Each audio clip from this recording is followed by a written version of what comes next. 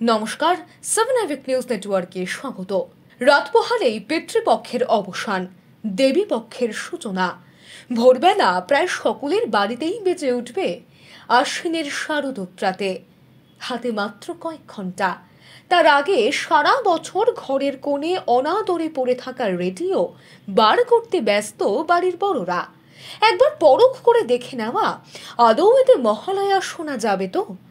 স্মার্টফোনের যুগেও হারিয়ে যেতে বসা রেডিওর নস্টালজিয়ায় ভাসছে আম বাঙালি। দুর্গাপূজা এবং বীরেন্দ্রকৃষ্ণ ভদ্র যে বাঙালির জীবনের এক অবিচ্ছেদ্য অধ্যায়, তা নতুন করে বলার অপেক্ষাই রাখে না।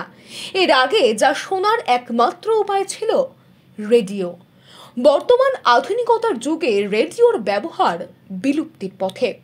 রেডিওর ব্যবহার সচরাচর দেখা যায় না বললেই চলে।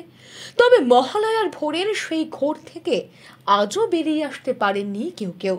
তাই বাড়ির আর 5টা অকেজো জিনিসের সঙ্গে এক কোণায় পড়ে থাকা রেডিওর ধুলো ঝাড়তে এবং ব্যাটারি কেনার প্রস্তুতি নিচ্ছেন প্রবীণদের একাংশ। আগে রেডিওতে যেভাবে শুনেছি ছোটোবেলা থেকে, ঘরে তখন রেডিও ছিল না। তখন কাকুর বাড়িতে আগের দিন বলে রাখা হতো, সকাল ভোর গেলে দরজা খুললে আমরা উপভোগ করতাম, যে মহালয়া শুনতাম। এখন যত আধুনিক বৈজ্ঞানিক যুগে টিভির পর্দায় আসুক না কেন, সে আমেজ নেই।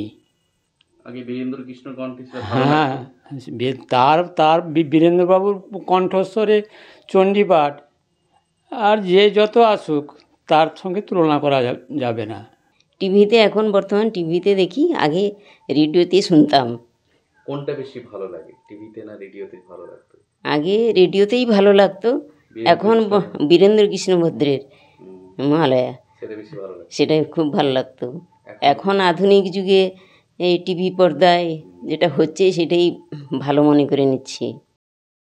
সেই আলো না ফোটা ভোরবেলায় পাশের বাড়ি থেকে ভেসে আসতো মহিষাসুর মর্দিনীর সুর। তার মানে পুজো এসেই গেল। ঘুম চোখে এবার বাড়ির রেডিওটা অন করার পালা। বাংলার বিভিন্ন প্রান্তেই শনিবার দেখা যায় রেডিও টিভির দোকানে ভিড় জমতে শুরু করেছে। সময় প্রযুক্তির সঙ্গে পাল্লা দিতে আমরা যেভাবে এগোচ্ছি, তাতে হয়তো কোনো একদিন হারিয়ে যাবে বাঙালির এই ঐতিহ্য। মদন মাইতি, 7 এভিক নিউজ, পূর্ব মেদিনীপুর।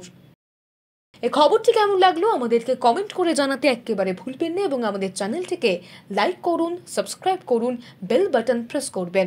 সকলে ভীষণ ভালো থাকবেন, দেখতে থাকবেন। জয় হিন্দ।